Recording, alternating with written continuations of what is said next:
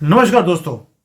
आपने एक पैटर्न देखा होगा लिब्रांडुओं का, जिसको हम एक गहरा राज्य भी बोलते हैं कई बार, कि ये करते क्या हैं।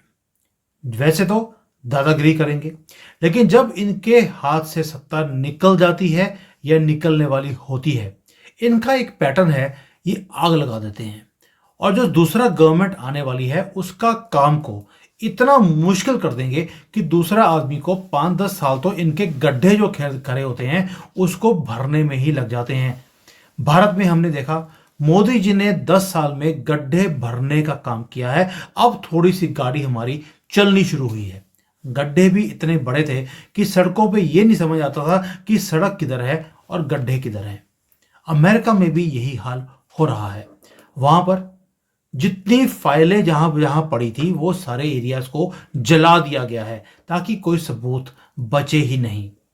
साथ में जो ट्रंप की टीम आने वाली है उसके रास्ते में भी इतनी रुकावटें डाल दी हैं कि भाई वहां पर इलीगल्स को बाहर निकालने की बात करी ट्रंप ने, तो ये एग्जेक्टिव ऑर्डर निकाल के चला गया कि 2026 तक आप इनको बाहर, इलीगल्स को बाहर नहीं निकाल सकते। अब ये क्यों किया गया है? ताकि लॉ सूट्स के अंदर ट्रंप के 4 साल निकल जाए, वो एक भी काम ना कर पाए और उनके वोटर्स को लगेगा हमने धोखा दिया, और दोबारा से लिब्रांडो, यही गहरा राज्य वाले, ये दोबारा से अपनी सत्ता के ऊपर बैठ जाएंगे और वही तांडव डांस करेंगे जैसे भारत में हमने 65-70 साल होते हुए देखा। बड़ा कंपैरिजन है। जो कुछ आपको अमेरिका में दिख रहा है वही कुछ भारत में हो भी रहा है और होता भी रहा है। साथ में बहुत कुछ और है। आज 5-6 मुद्दे हैं जो अमेरिका को लेकर हैं, लेकिन आपको भारत में उसकी रिफ्लेक्शन दिखेगी। और साथ में आपको अगले 5 साल जब तक ट्रंप वहां पर है, प्रेसिडेंट ऑफ अमेरिका, आपको भारत में भी ये सारे काम होते हुए दिखाई देंगे। इसलिए कंपैरिजन बनना और अपने आप को सतर्क करना बहुत ही ज्यादा जरूरी है। Umesh ji, thank you for joining. जय सिया राम। जय सिया राम। सर, आपकी जो हुडी है उस पर लिखा है फ्लाइंग 80। ट्रंप भी बस अगले साल फ्लाइंग 80 ना बन जाए कहीं, वो भी 80 साल के हो जाएंगे।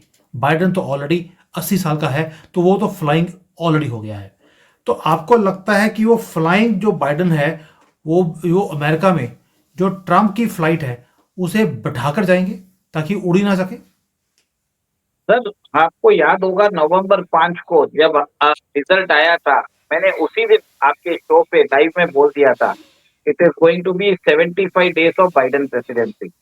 और उसी दिन मैंने आपको बता दिया था कि वो काम ऐसे करके जाएंगे जिसके कारण ट्रंप प्रेसिडेंसी को प्रॉब्लम्स होंगे। ठीक है, किसी को भी अगर वो वीडियो देखना है तो हम लिंक में भी डाल देंगे, आप देख लीजिएगा। ठीक है, we were the first to say that when the results were about to be declared. And उसी समय आपने देखा था यूक्रेन को लॉन्ग रेंज मिसाइल देना चालू किया इन लोगों ने। फिर आपको ध्यान होगा कि रशिया ने ऑर्शनिक छोड़ा, तब इनके होश उड़ गए थे। ऑर्शनिक एक हाइपरसोनिक मिसाइल है विद स्पीड ऑफ मार्क 12, तो उसको तो कोई भी इंटरसेप्ट कर ही नहीं सकता। और उन्होंने बोल दिया कि ये missile London 10 minute, Paris 15 minute, Berlin 12 minute, ऐसे मतलब उन्होंने सिटीज के साथ रशियन मीडिया ने वो मीम्स भी चालू कर दिया दिखाना। तो आपने देखा है कि इसका मन तो स्टार्टिंग में ऐसा था कि जैसे ही ट्रम्प प्रेसिडेंसी आए तो ट्रम्प को प्रॉब्लम क्रिएट किया जाए। और थोड़े दिन पहले आपने देखा था कि मॉस्को पे भी अटैक हुआ था ड्रोन्स के थ्रू। ठीक है, सब लोग कयास लगा रहे थे कि जो उसमें ऐसा हुआ था, आपको याद होगा कि एक रशियन जनरल जो न्यूक्लियर वेपन्स हैंडल करते हैं वो मारे गए। It was a scooter bomb. उस समय भी कयास लगाए जा रहे थे कि पुतिन इसका जवाब देंगे, वो कुछ तरीके से डीपर मिसाइल सब यूज कर सकते हैं। पर पुतिन सब एकदम ही शांत है, उनको मालूम है ये बाइडेन का प्रेसिडेंसी एक तरह से प्रॉब्लम्स क्रिएट कर रहा है ट्रम्प प्रेसिडेंसी को। क्योंकि कुछ दिन पहले ही, आपने 2 दिन पहले ही सुना होगा कि ट्रम्प ने बोला है कि Putin is willing to meet and we can end the Ukraine war. ठीक है, और दोनों ही कंट्रीज आपस में एक दूसरे के साथ बिटकॉइन में ट्रेड करने के लिए रेडी हो भी चुकी है। क्योंकि बोथ रशिया और अमेरिका अभी दोनों जने ने बता दिया है कि वो एक स्ट्रेटेजिक बायो बिटकॉइन रिजर्व बनाने वाले हैं, जिसके कारण वो दोनों इनको स्विफ्ट सिस्टम की जरूरत ही नहीं पड़ेगी। दे कैन क्लैंडस्टाइनली मतलब छुप के वो लोग ट्रेड कर भी पाएंगे। तो ये सब सिस्टम तो ऑलरेडी बन रहे हैं यूएस में।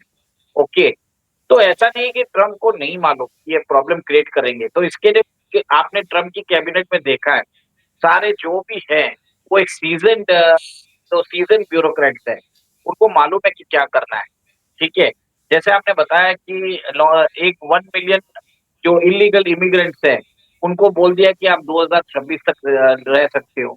ठीक है, एंड फिर बाद में आपने ये जैसे ये बताया था कि उन्होंने एक एग्जीक्यूटिव ऑर्डर डाल दिया जिसके कारण वो जो ड्रिलिंग होती है, जो जिसके कारण शेल ड्रिलिंग जो हो सकती है, जिसके कारण वर्ल्ड में ऑयल एंड गैस के दाम कम हो सकते हैं, उसको वो एक एग्जीक्यूटिव ऑर्डर लाके उसको बैन कर दिया है।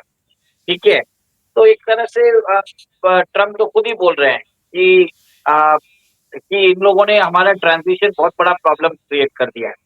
अभी जो कैलिफोर्निया में आग आग लगी है, उसमें भी लोग बता रहे हैं कि जो फायर डिपार्टमेंट का जो बजट था, उसको उन्होंने कम कर दिया है और उधर उन्होंने दिया है डाइवर्सिटी इक्वालिटी इंडेक्स वालों को, मतलब ये लेस्बियन, गे और ये ह्यूमन राइट्स वालों को दे दिया है, लिब्रांडो उसको पैसा दिया है।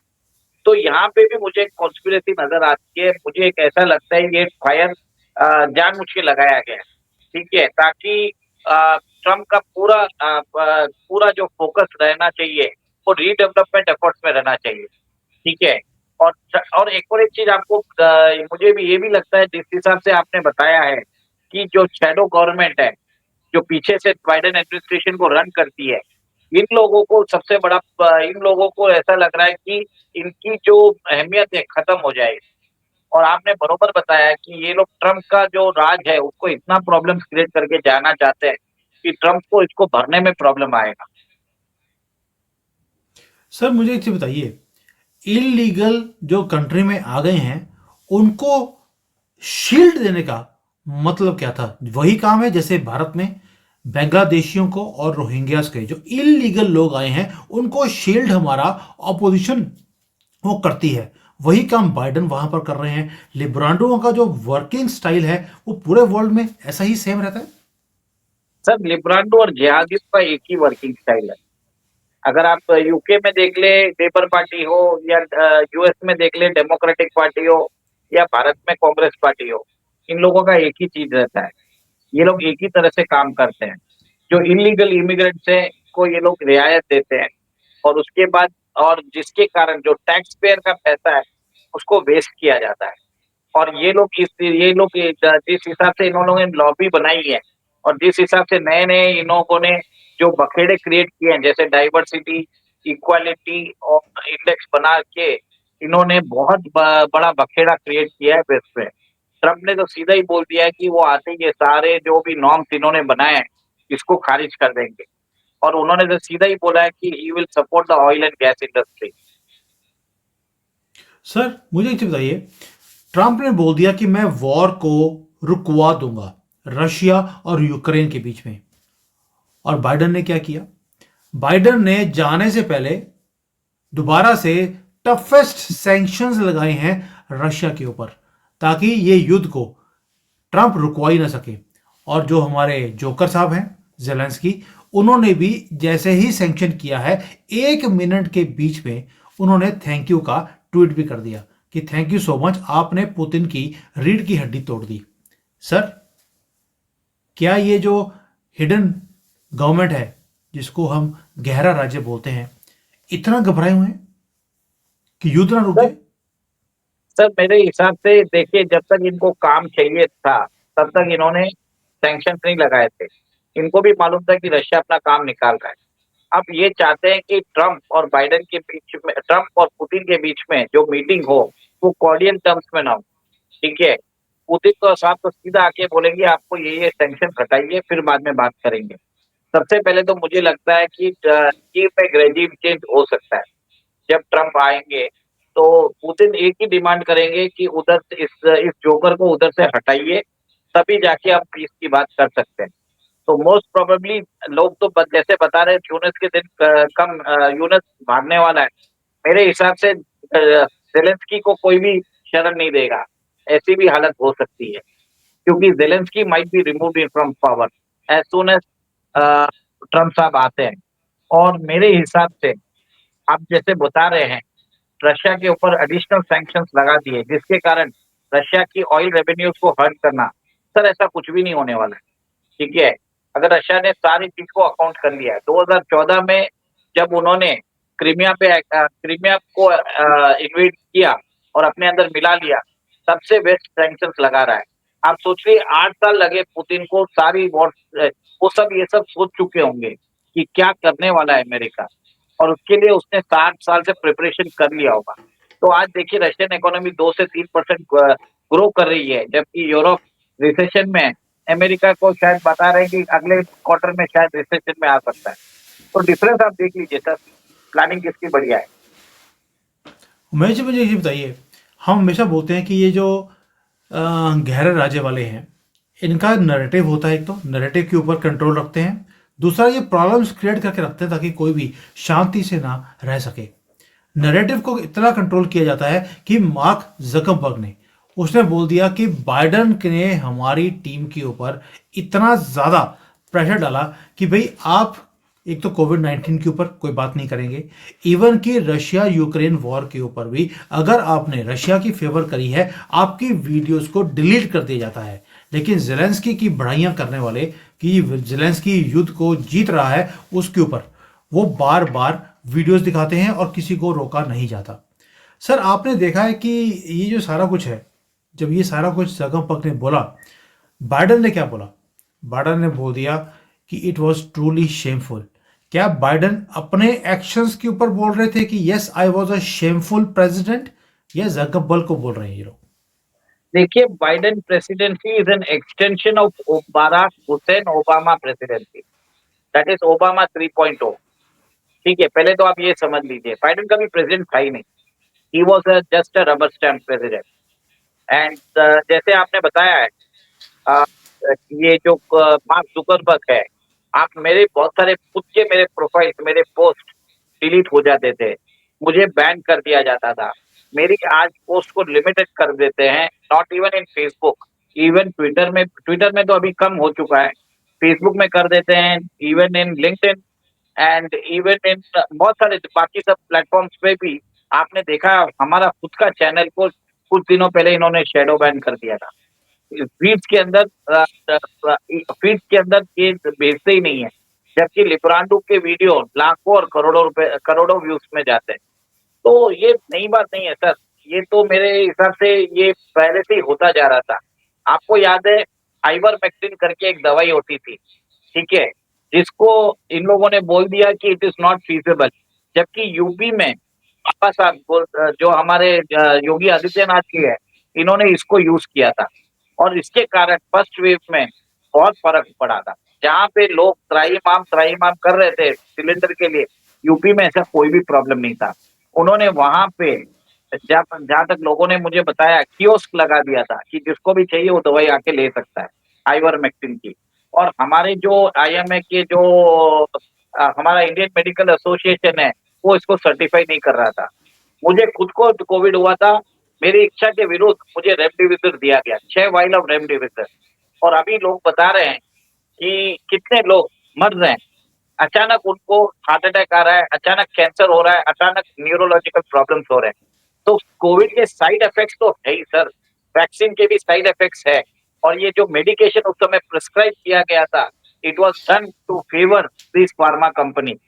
और आइवरमेक्टिन जिसका एक क्रेडिबल प्रूफ है कि it was actually curing Covid, उसको ये लोगों ने बोल दिया it is not recommended.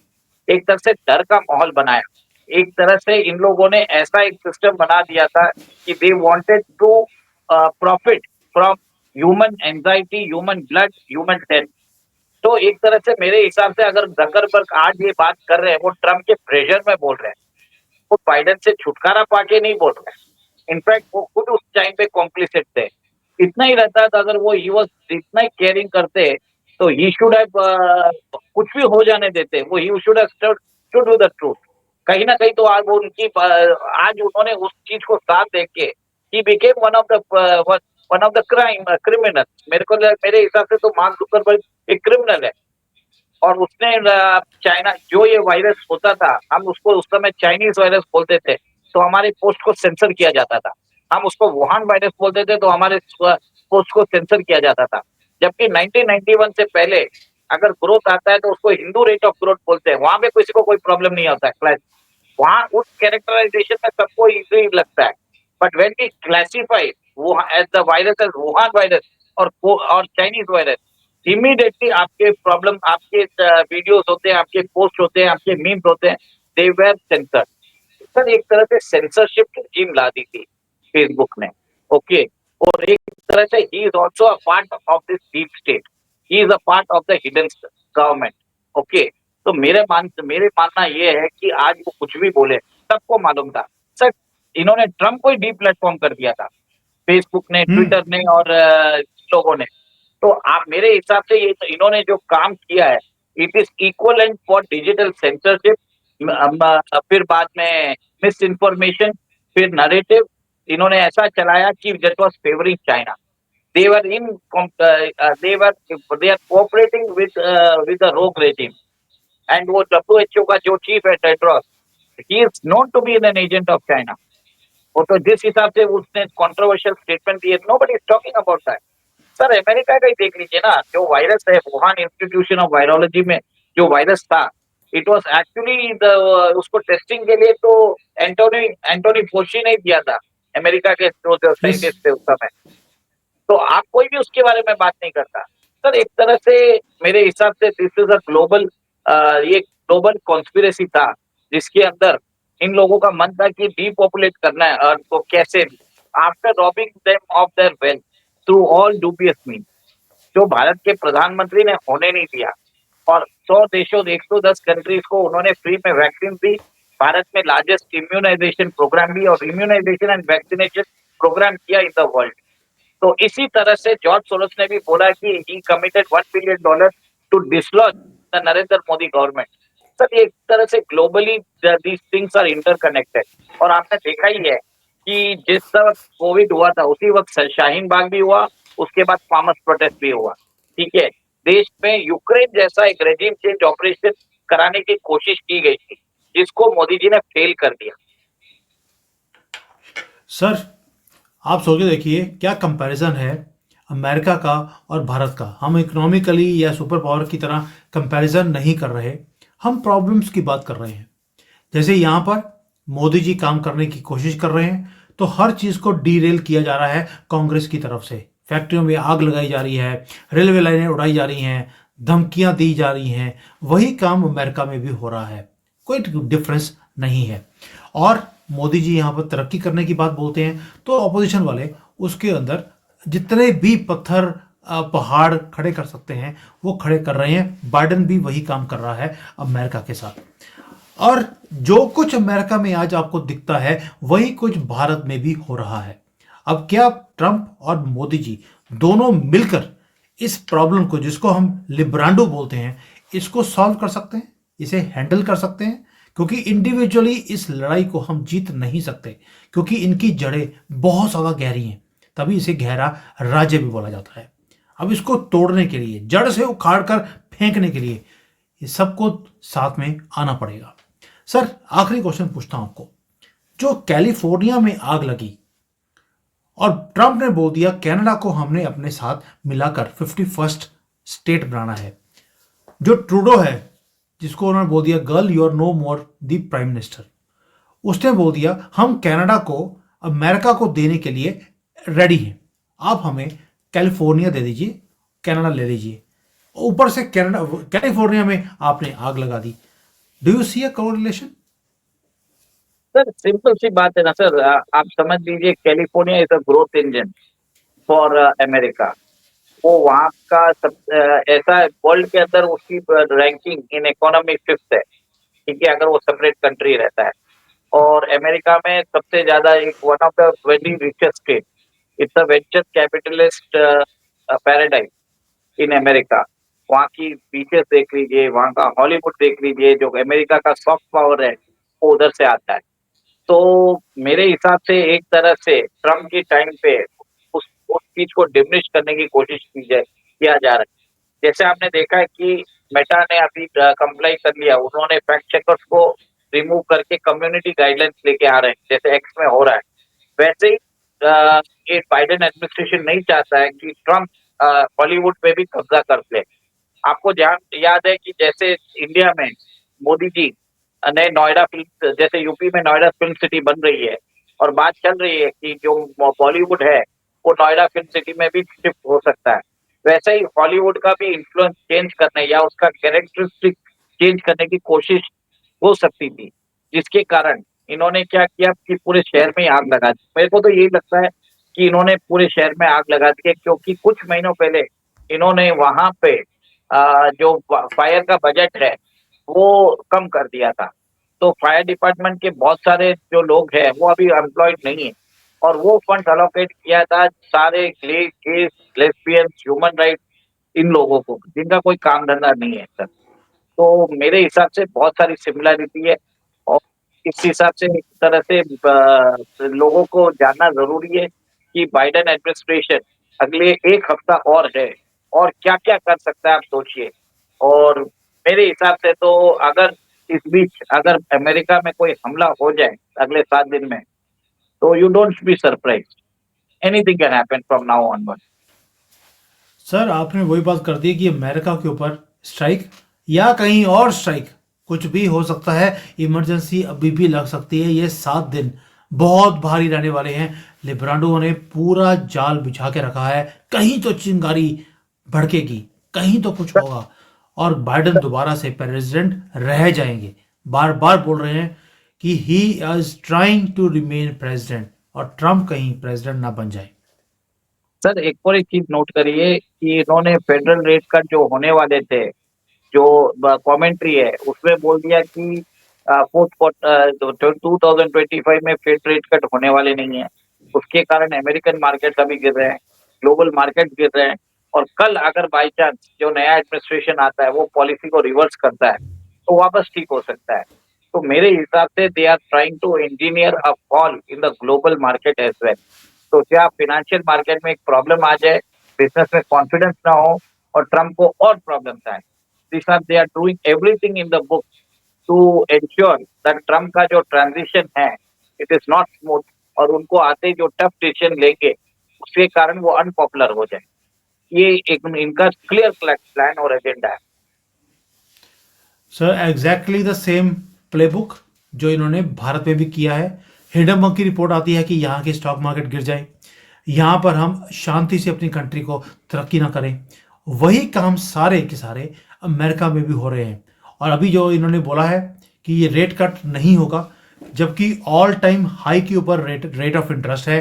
Trump चाहते हैं कि रेट ऑफ इंटरेस्ट नीचे आए, लेकिन इन्होंने एक फेक सी रिपोर्ट निकाल दी एम्प्लॉयमेंट लिस्ट की कि एम्प्लॉयमेंट बहुत ज़्यादा बढ़ रही है, इकॉनमी बिल्कुल ठीक चल रही है, रेट ऑफ इंटरेस्ट को कम नहीं किया जाएगा। जबकि पूरी दुनिया वेट कर रही है कि रेट कट हो वहाँ पर इंटरेस्ट का।